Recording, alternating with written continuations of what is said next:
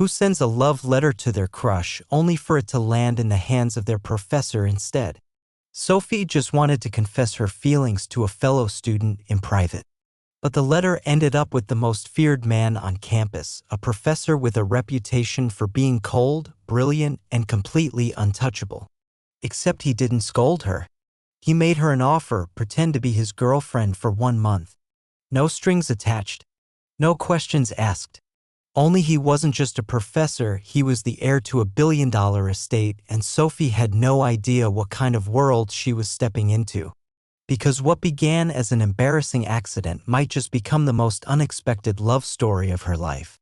Before we dive into the story, comment below where you're watching from. Enjoy the story, everyone. The letter wasn't supposed to change her life. It was supposed to be thrown away or maybe returned unopened with a gentle rejection from Ethan Moore, the only guy in her literature seminar who actually understood poetry. But instead, it ended up on the desk of Professor Cole Maddox, the youngest faculty member in the university's history, brilliant, terrifying, and absolutely the wrong person to receive a confession of longing written on rose-colored stationery. Sophie only realized her mistake the next morning when she walked into advanced narratology and saw him holding the envelope like it was radioactive. His expression unreadable. His eyes, pale gray and sharp, met hers and didn't look away. That was when her stomach dropped. After class, he didn't call her over. He didn't say anything at all. Just slid the envelope into his leather briefcase, shut it, and left without a glance. She spent the next 2 days avoiding everything, her friends, her classes, her own reflection. How do you recover from writing, "I want someone to kiss me like I'm the last good thing on earth," and accidentally giving it to the man who once told a student their analysis was as empty as a wet paper bag? She thought maybe he'd ignore it. Maybe pretend it never happened. But on the 3rd day, an email arrived with no subject line. "My office. 4:30 sharp. Don't be late." She almost didn't go. Almost deleted it and took the long way off campus forever. But curiosity, or panic, dragged her up the narrow staircase of the humanities building and down the quiet corridor to his door. She raised her hand to knock, but the door opened first. "Come in," he said. His office was neat. Sparse. No family photos, no plants. Just books, perfectly aligned, and a window looking out over the city like it didn't belong to the same world as the rest of them. He gestured to the chair in front of his desk. Sophie sat. Every nerve in her body coiled. "I read your letter," he said plainly. She didn't breathe. "I assume it wasn't meant for me." She shook her head. "But it found me anyway." Silence. "I'm not going to report you if that's what you're afraid of." "I thank you," she managed, barely above a whisper. "I want to offer you something," he continued, steepling his fingers. That caught her off guard. "Sorry? I need someone to accompany me to a series of functions. Appearances. Dinners. I need a partner." Her brow furrowed. "Like an assistant?" He exhaled slowly. "No. A girlfriend. In name only." Sophie blinked. "Is this a joke?" "No. I'm your student. You're not in my department. You're a final-year undergraduate in a seminar I'm only guest lecturing. It's technically permissible." Why me?" He didn't answer at first. Then he reached into a drawer and pulled out the envelope. The letter she wrote. Her handwriting, her words, now folded and handled by hands far too careful. "Because you wrote this," he said. "Because you said you wanted to be seen." Sophie felt heat rise to her cheeks. She wanted to vanish. But he wasn't mocking her. He looked almost serious. Wounded even. "You don't have to say yes," he added. "But I need someone who can act. Who can handle judgment. And who isn't trying to sell a story to the tabloids." She still didn't understand. "Why would you need a fake girlfriend?" "My reasons are my own," he said. "But I'll compensate you. And you'll be protected. No real involvement. Just the appearance of something meaningful." She swallowed. So, a lie. A performance. Her thoughts raced. The smart thing would be to say no. The safe thing. But she remembered the look on his face when he held her letter. Not disgust. Not ridicule. Something else. Something like recognition. How long, she asked. A month. Maybe less. And after that? We go back to pretending we never met outside the classroom. Sophie hesitated, then nodded. Okay. His expression didn't change, but something in his posture relaxed. Then we start tomorrow, he said. Wear something formal. Sophie didn't sleep that night. She tried curling beneath her comforter with a book pressed against her chest and the city humming quietly outside her window, but her mind wouldn't slow down. Who agrees to fake date a professor just because he asks? Who lets a single letter meant for someone else spiral into this? By morning, the questions hadn't gone away, but neither had her curiosity. She stood in front of her closet for 30 minutes, staring at clothes that suddenly felt childish. Eventually, she settled on a navy dress with sleeves that skimmed her wrists and a neckline that didn't apologize. Hair down. Eyes subtle. Not for him. For herself. The car arrived at 6 sharp. A sleek black sedan with tinted windows and a driver who said nothing when she climbed in. The campus disappeared behind them within seconds, replaced by glass towers and fading winter light. The restaurant was the kind of place she'd only seen in films, all marble and candlelight, where even the water glasses looked expensive. Cole Maddox was already inside, dressed in a charcoal suit, his tie loosened just enough to make him look human. He stood when he saw her. You're on time, he said. You didn't exactly give me a window. His lips tilted, not quite a smile. Good. Keep that edge. You'll need it. Sophie followed him to the table, trying not to trip over her own nerves. At least 3 people turned to look at them. One of them, a man with salt and pepper hair and a Rolex, gave Cole a nod that was far too knowing. Who's that? She whispered once they were seated. Don't worry about him. He's not the threat tonight. Comforting. Drink? I'll just have water, she said, because anything stronger might end with a panic spiral.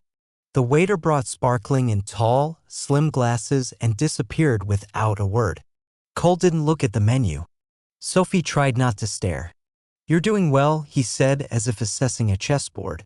I haven't done anything. Exactly. You mean I haven't embarrassed you yet? I mean you're composed under scrutiny. That matters. She took a sip. The water tasted like something melted from a glacier. So who are we fooling exactly? Your boss? Your family. My father, he said, though calling him that is generous. Sophie tilted her head. This is about inheritance, isn't it? His eyes sharpened. You're more perceptive than you look. People usually say that when they think you look dumb. Then I won't. The waiter returned, murmured something low, and Cole nodded once. Food arrived almost instantly. Sophie's plate looked like a painting. She had no idea how to eat it politely. As she picked at the meal, she noticed Cole's hand rest on the table. Near hers. Not touching. Just close enough to seem intentional. She leaned slightly forward.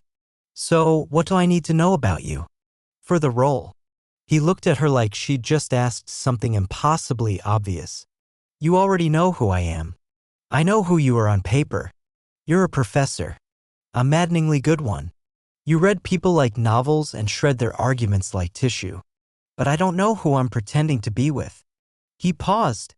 Then, softly, I don't like being touched unless I initiate it. I hate being interrupted mid-thought. I haven't seen my family in 3 years, but they think I'm still the one who left. And I don't lie. Except about this. Sophie blinked. Okay. And you? What about me? What don't you like? She hesitated. People who ask for honesty and use it against you. His expression didn't change, but she saw something shift behind his eyes. They finished the meal mostly in silence, but it wasn't uncomfortable. It was the kind of silence that says more than words ever could. When the bill came, it was already paid. The man with the Rolex was gone. In the car, on the ride back to her apartment, she finally asked what had been clawing at her brain since he first made the offer. Why me? He turned to look at her in the dark, the lights of the city strobing across his face. Because you wrote something real, he said, and I haven't had anything real in a very long time." That night, Sophie stood in front of her bathroom mirror and stared at her reflection.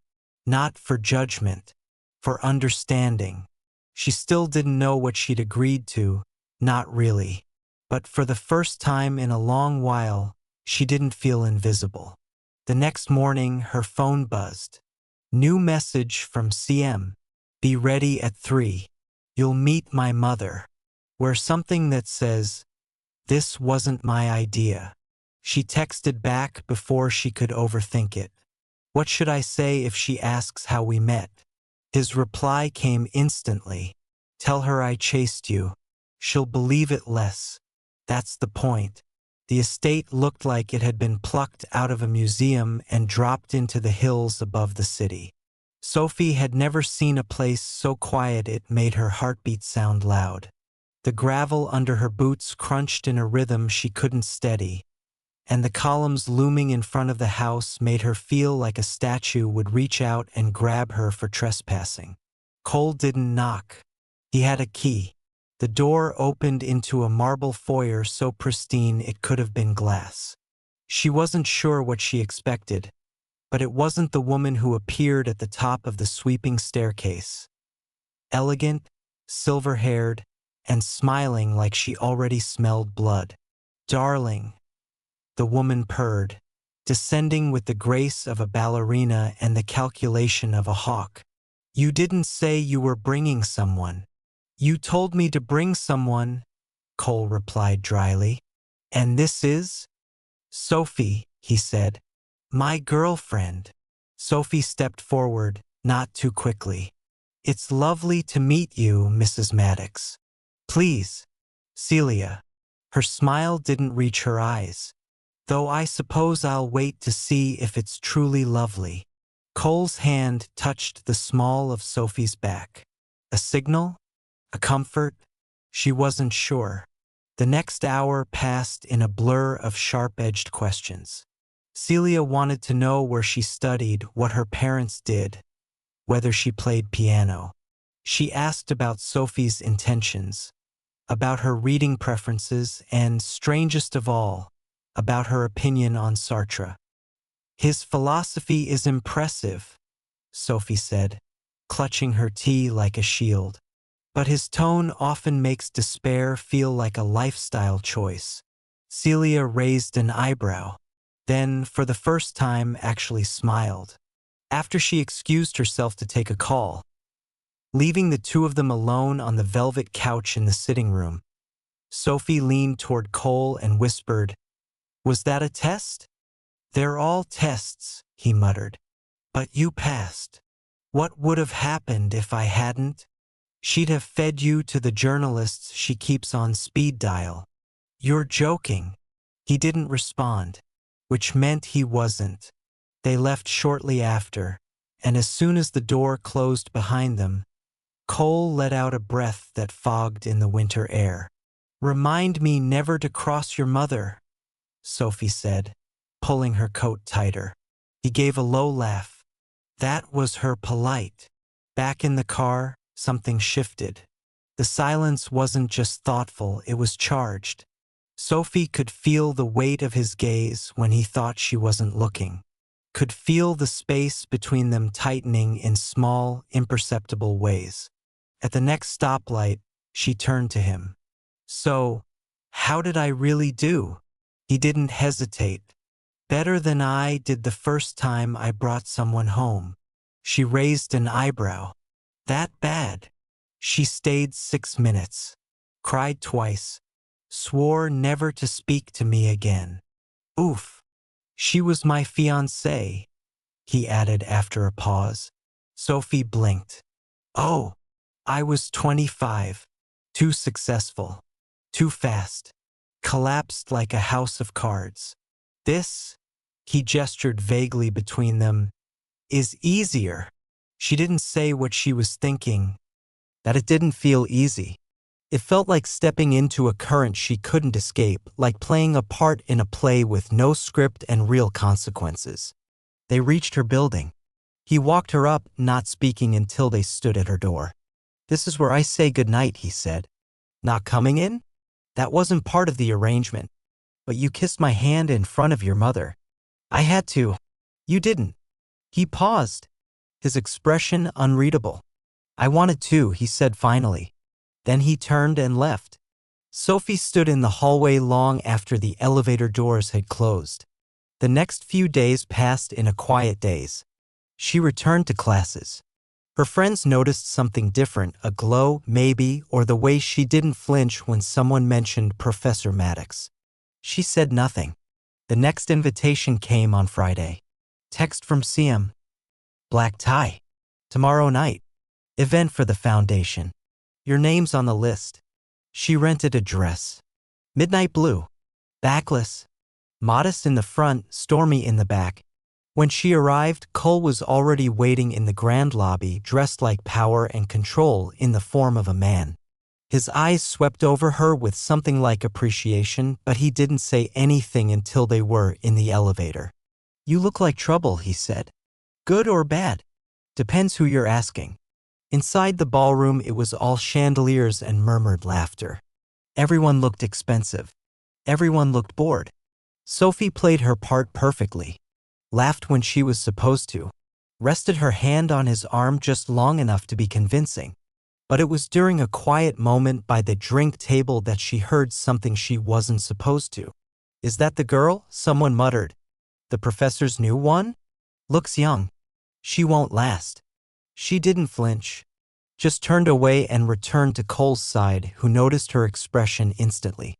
What did they say? He asked. She shrugged. That I look too young. That I won't last.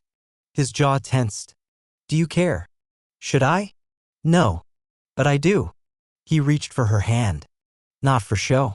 Just for her. That night, after the gala, he walked her to the door again.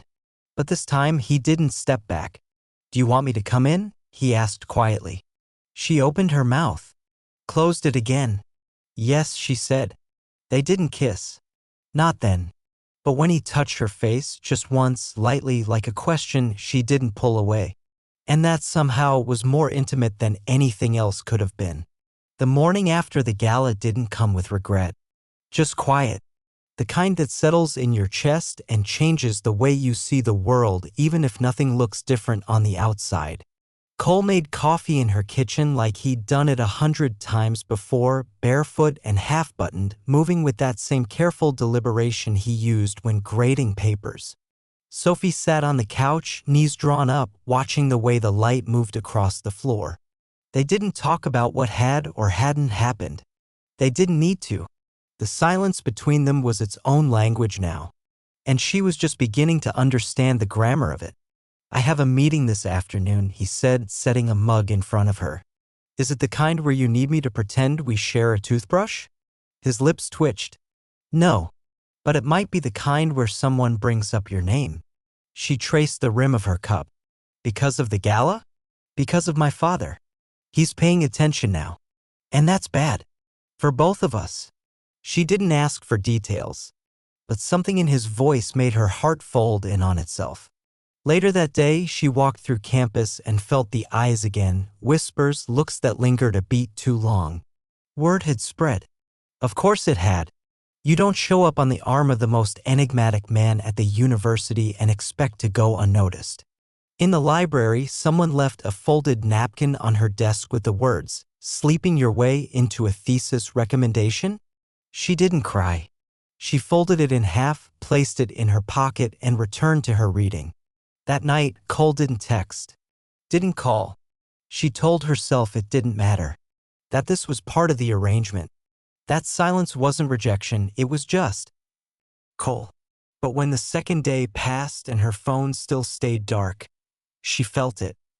The ache of something she hadn't meant to feel. The ache of wanting. He returned on the third night. Knocked once.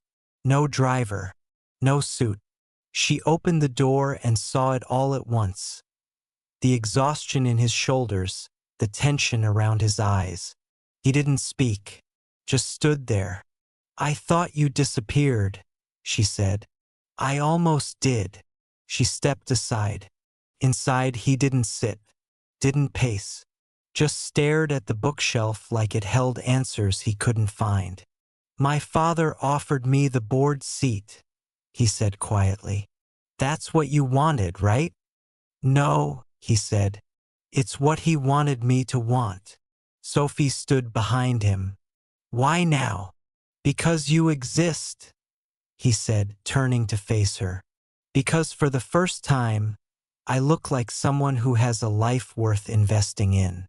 You made me credible." She hated how that felt, like being used even if it wasn't his intention. "So I'm a prop." "No," he said too fast. "You're the only real thing in this performance. That's the problem." She stared at him, then stopped pretending. He didn't answer. "I can't keep doing this," she whispered. "Not if I don't know which version of you is real." He stepped forward. "Close. Not touching." His voice dropped. "This is the version that wants to ask you to come with me to Geneva next month. For real. No role. Just us." She blinked. "What?" "My father's hosting a winter summit. I'm expected to bring someone, and I want it to be you." "Cole, you don't have to say yes. I just needed to say it." She didn't answer. Not yet. But something in her chest cracked open a little wider. The next morning, she found a note under her door. "I meant it. Every word. Geneva. You." And a second note tucked behind it, written in a different hand, smaller, shakier. "Don't forget. You wanted someone to kiss you like you're the last good thing on earth." She recognized her own letter. He'd kept it. Later that week, as they prepared for the trip, the air between them felt different. Less calculated. More uncertain, but in a good way. Like whatever came next would be their choice, not the performance they'd rehearsed. At the airport, Cole took her hand without asking. "You're sure?" she asked. "No," he said honestly, "but I'm willing." And somehow that was more reassuring than any promise. Snow fell in quiet sheets outside the glass windows of the Geneva estate. The kind of snow that softened everything. Footsteps, voices, even memories. Sophie stood at the edge of the ballroom, her reflection faint in the tall mirrors. The dress Cole had sent fit like it had been made for her. Dark green, simple, elegant. But it wasn't the dress that made her feel like someone new. It was him. He hadn't left her side since they arrived. Not for appearances, but because he didn't want to. And that, more than anything, changed the shape of the story they were writing together. Tonight was the final performance, if it still was one. Investors, ambassadors, and extended family circled the room in quiet orbits of wealth and influence. Cole stood at the center of it all, composed and razor-sharp, but when his eyes found Sophie across the room, he looked like a man anchored. And that made all the difference. He crossed to her with a single drink in hand. "Bourbon," he said, "from the private reserve." She took it. "And what do I do with this?" "Look mysterious. Sip slowly. Keep me sane." She smiled. "Is it working?" "Not yet, but your presence helps." The music changed, and without a word he extended a hand.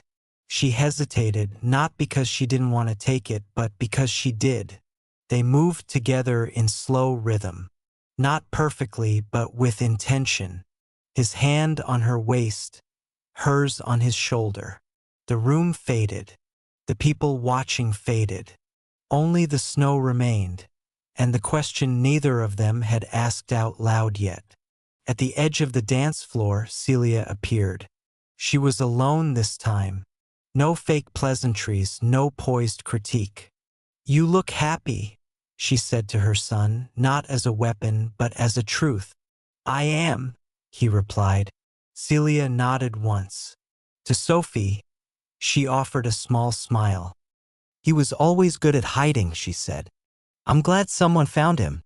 Then she disappeared into the crowd. Later, back in their suite, Sophie stood by the window, the snowlight soft against her skin. Cole came up behind her, silent for a moment. Do you remember what you wrote? He asked. About the kiss? She nodded, heart pounding. I've thought about it. That line, more than I should have. She turned to him slowly. You kept it. I memorized it. He stepped closer. No more pretending. No contracts. No audience. Just breath and closeness and choice. And then he kissed her. Not carefully. Not experimentally. But like he meant it. Like he had waited his whole life for a reason not to hold back. Like she was the last good thing on earth. When they pulled apart, she was shaking not from cold, but from the weight of it. You don't have to say anything, he whispered. But she did. I wasn't looking for this. I wasn't either. But now I don't want to imagine anything else. He touched her face, tracing the shape of her jaw. Then don't, he said. Stay. With me. And she did. The weeks that followed weren't perfect. They argued about dishes. She still hated the way he disappeared into his head sometimes. He still flinched when people got too close without warning. But they learned. Together. At graduation, he sat quietly at the back of the auditorium. No one said anything. But when she looked up, he was already standing. When she stepped off stage, he was waiting with her favorite flowers and a kiss that wasn't for show. Later, when people asked how they met, she smiled and said, he read my letter. They'd laugh and say, what did it say? And she'd answer every time. Everything he didn't know he needed to hear.